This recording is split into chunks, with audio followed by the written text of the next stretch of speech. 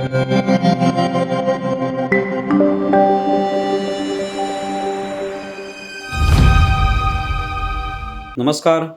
News डंकामध्ये मी महेश विचारे आपल्या सगळ्यांचं मनपूर्वक स्वागत करतो.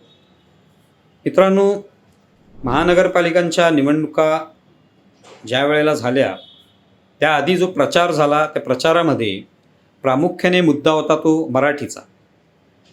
हिंदी सक्तीची करू देणार नाही, मराठीवर कोणताही अन्याय होऊ देणार नाही, मराठी माणसाचं नुकसान होऊ देणार नाही, मुंबई महाराष्ट्रापासून तोडण्याचा जो काय कट कारस्थान रचलं जाते ते आम्ही हाणून पाडू, असे सगळे विषय मांडत दोन ठाकरे बंधू एकत्र आले.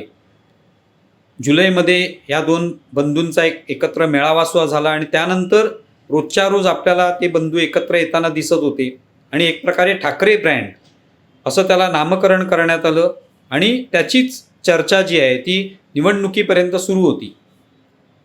निवडणुकीत मुंबईमध्ये सुद्धा त्याचा काय प्रभाव पडला ते आपण पाहिलं. त्याच्यामुळे मनसेला काय फारसा फायदा झाला नाही, पण उद्धव ठाकरेंना 65 नगरसेवक निवडून आणता आले आणि त्यांचा जो प्रयत्न होता तो मुंबई महानगरपालिकेमध्ये आपलं स्थान, आपलं अस्तित्व जिवंत ठेवणं हा होता. त्यात ते बऱ्यापैकी यशस्वी ठरले.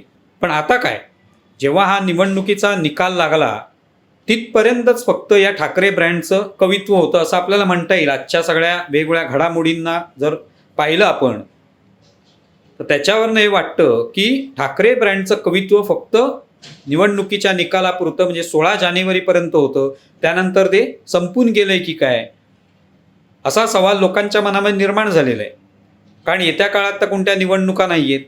त्या निवडणुका नसल्यामुळे त्या ठिकाणी ठाकरे बंधू पुन्हा एकत्र येतील, काहीतरी चर्चा होतील, जागा वाटपाबद्दल चर्चा होतील, प्रचाराबद्दल चर्चा होतील, याची कोणती शक्यता नाही आहे आणि त्याच्यात लोकांना तर रसही नाही आहे. त्यामुळे 16 जानेवारी निकाल लागल्यानंतर मुंबई महानगरपालिकेत यश मिळालं, पण बाकीच्या महानगरपालिकांमध्ये ठाकरे बंधूंना अपेक्षित यश मिळालेलं नाही, कारण त्यांनी तिकडे प्रचारही तेवढा केला नाही. आता कल्याण डोंबिवली महानगरपालिका जी आहे त्याची चर्चा रोज होते. तिकडे एकनाथ शिंदेंसोबत मनसेने जायचं ठरवलं. त्यांचे नेते तिकडचे राजू पाटील असतील आणि इतर नगरसेवक हे जाऊन भेटले सुद्धा.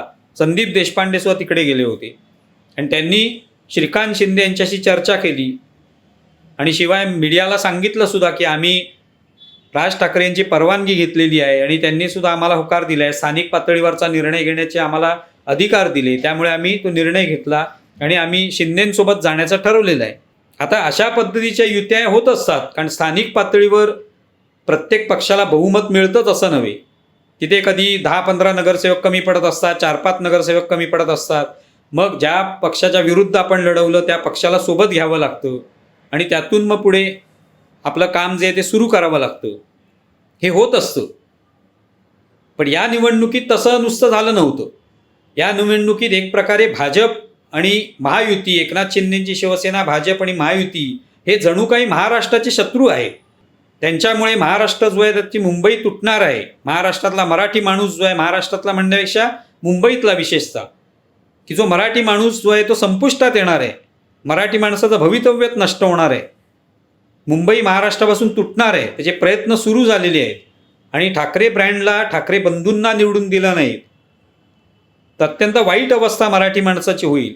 हेच सगळं प्रचारामध्ये सुरू होतं आणि हे आपण प्रत्येकाने ऐकलेलं आहे.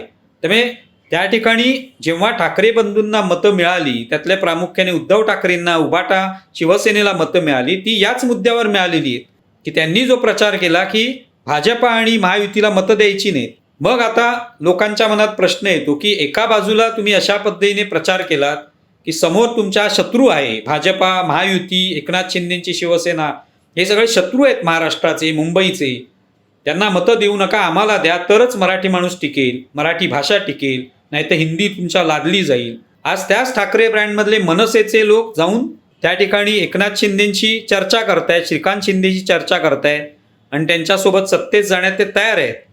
पण आता एवढंच नाही आहे. जेव्हा या संदर्भात संजय राऊत यांना विचारलं तेव्हा ते म्हणाले की आम्ही कोणत्याही परिस्थितीत शिंदेंसोबत कधीच जाणार नाही. एखाद्या ठिकाणी अस्थिर वातावरण असेल पण तिकडे शिंदेंसोबत जाण्याची आवश्यकता असेल तर आम्ही जाणार नाही, कदापि त्यांच्यासोबत जाऊ शकत नाही. पण भाजपसोबत आम्ही जाऊ शकतो, तसा विचार करू शकतो. आता याला काय म्हणणार? जेव्हा तुम्ही निवडणुकीच्या प्रचारामध्ये याच भाजपला जो टोकाचा प्रचार करून त्यांच्यावर टीका केली, एकनाथ शिंदेच्या शिवसेनेबद्दल तर उभाटा गटाकडून काय टीका होती आपल्याला माहितीच आहे, ती काय वेगळं सांगण्याची आवश्यकता नाही. त्यामुळे त्यांनी शिंदेसोबत जाणार नाही ठरवलंय, ठीक आहे, पण भाजपसोबत आम्ही जाऊ शकतो हे संजय राऊत स्वतः पत्रकार परिषदेत म्हणतात. जिथे जिथे अस्थिरता असेल त्या ठिकाणी आम्ही जाण्याचा विचार करू शकतो, प्रस्ताव आला तर आम्ही जाऊ शकतो. शिवाय कल्याण डोंबिवलीमधले उभाटाचे जे नगरसेवक आहेत ते सुद्धा उद्धव ठाकरेंना भेटले आणि त्यांनी सुद्धा पत्रकारांना सांगितलं की जर सन्मानपूर्वक असा काही प्रस्ताव आला आम्हाला तर आम्ही निश्चितपणे विचार करू. पण अर्थात त्यांना सांगितलं असेल की शिंदेसोबत जाऊ नका, पण भाजपसोबत जाण्याची तयारी आहे. मग आता काय करायचं अशा वेळेला? लोकांच्या मनामध्ये हाच प्रश्न निर्माण होतो की ठाकरे ब्रँड जो आहे त्याचं कवित्व फक्त या निवडणुकीपुरतं, निवडणुकीच्या निकालापुरतं, त्या दिवसापर्यंतच होतं का? त्यानंतर आता हे सगळे दोन्ही बंधू जे आहेत ते आपापला निर्णय घ्यायला मोकळे आहेत. ते भाजप सोबत जाऊ शकतात, एकनाथ शिंदेसोबत जाऊ शकतात. हीच जर स्थिती असेल तर मग लोकांनी नेमकं मतदान कशासाठी केलेलं आहे, कोणत्या मुद्द्यावर केलेलं आहे? मग आज जर मनसे एकनाथ शिंदेसोबत जाणार असेल तर मग मराठीचं काय होणार? मराठी माणसाचं काय होणार? तो मराठी माणूस टिकणार आहे की निघून जाणार आहे महाराष्ट्रातून, संपुष्टात येणार आहे, मुंबईत तुटणार आहे की जोडलेलीच राहणार आहे? काहीतरी याची उत्तरं लोकांना मिळाली पाहिजे. आज एकूणच विरोधकांची ही स्थिती झालेली की आज या ठिकाणी भाजपा महायुतीने दणदणीत यश सगळ्या महानगरपालिकांमध्ये मिळवलं. भाजपाने तर जवळपास 24-25 महानगरपालिका जिंकल्या. मुंबईमध्ये सुद्धा सर्वोत्तम क्रमांक, पहिला क्रमांक त्यांनी मिळवला, सगळ्यात जास्त जागा जिंकल्या पहिल्यांदाच. आणि जे काही त्यांना बहुमत आवश्यक आहे तेवढं महायुतीसोबत, एकनाथ शिंदेसोबत तेही मिळवलं. 118 जागा मिळवलेल्या आहेत त्यांनी. आणि मग अशा सगळ्या परिस्थितीमध्ये विरोधक जे आहेत ते इतके हतबल झालेले आहेत की जराशी संधी मिळाली की लगेच ते सत्ता मिळवण्यासाठी, सत्तेत जाण्यासाठी आतुर झालेले आहेत. मग लोकांनी नेमकं काय करायचं? भाजपाने तर कुठे तुम्हाला बोलवलंय किंवा जरी तुम्हाला आकर्षित केलं, तुम्हाला बोलवलं, तरी तुम्ही हा ठामपणे विरोध दर्शवला पाहिजे की तुमच्यासोबत आम्ही जाणार नाही, कारण आम्ही लोकांना वचन दिलेलं आहे, आम्ही लोकांसमोर तुमच्या विरोधात प्रचार केलेला आहे, तर आम्ही तुमच्यासोबत कसं काय येणार? आम्ही येणार नाही कोणत्याही परिस्थितीत. मग ते भाजपसोबत असो की एकनाथ शिंदेसोबत असो, आम्ही कुठल्याही महानगरपालिकेत एकत्र येणार नाही तुमच्यासोबत. ही भूमिका तर घेतली पाहिजे होती, पण ती भूमिका कुठेही घेतलेली नाही.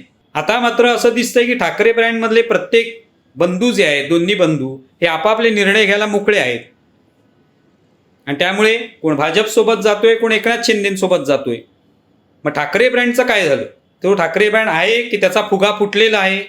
आणि आता पुढच्या निवडणुका 2029ला ज्या काही विधानसभा, लोकसभेच्या निवडणुका असतील किंवा महानगरपालिकांच्या 2031ला निवडणुका होतील, तिथपर्यंत ठाकरे ब्रँड जो आहे तो गायब असेल. आणि नंतर कदाचित पुढे काय होईल माहिती नाही, त्यावेळेला कोणता ब्रँड तयार होईल नवीन. पण सध्या तरी ही स्थिती दिसते की या ब्रँडचं जे काही अस्तित्व होतं ते संपुष्टात आलं. मीडियासमोर सुद्धा मोठा प्रश्न आहे, कारण मीडियातले लोक सुद्धा चर्चा करत आहेत की आता काय करायचं, कारण त्यांनीच ठाकरे ब्रँड मोठा केला, त्यांनीच त्याचं कौतुक केलं, रोजच्या रोज त्याची चर्चा घडवली. पण ठाकरे ब्रँडमधलेच लोक आता वेगवेगळ्या आपापल्या पद्धतीने याच भाजप आणि शिंदेसोबत जाताना दिसत आहेत. त्या मीडियाला सुद्धा बोलायला काहीच तोंड उरलेलं नाही. काय नेमकी भूमिका घ्यावी, यांच्या विरुद्ध घ्यायची की काय करायचं? उद्धव ठाकरेंनी नाराजी व्यक्त केली की मनसेचे लोक कसे काय तिकडे जाऊ शकतात शिंदेकडे, हे योग्य नाहीये. हे उद्धव ठाकरे म्हणत असले तरी संजय राऊत म्हणतात आम्ही भाजपसोबत जाऊ शकतो. पण मग त्यांनी शिंदेसोबत जायला काय प्रॉब्लेम आहे, काय त्याच्यात हरकत आहे? ते शिंदेसोबत जातील, तुम्ही भाजपसोबत जा. आता नरेटिव्ह पसरवत आहेत की MIM बरोबर भाजपा गेलं. भाजपा आणि MIM यांचा कोणता त्या ठिकाणी एकमेकाला शत्रू मानून काहीतरी त्याच्यात वाद नव्हताच प्रचारामध्ये. टार्गेट होतं ते ठाकरे बंधू जे आहेत त्यांना हरवणं, त्यांच्या विरोधात निवडणूक लढवणं. पण त्यांनी महाराष्ट्राला ठाकरे बंधू हे आपले शत्रू आहेत असं सांगितलं नाही. पण ठाकरे बंधूंनी मात्र भाजपा, एकनाथ शिंदे, महायुती हे शत्रू आहेत महाराष्ट्राचे, मुंबईचे, मराठी माणसाचे हे सांगितलं. पण आज त्यांच्यासोबतच जाण्याची वेळ आली. आता याला काय म्हणायचं हे तुम्हीच ठरवा. तुम्हाला या संदर्भात काय वाटतं हे सांगा.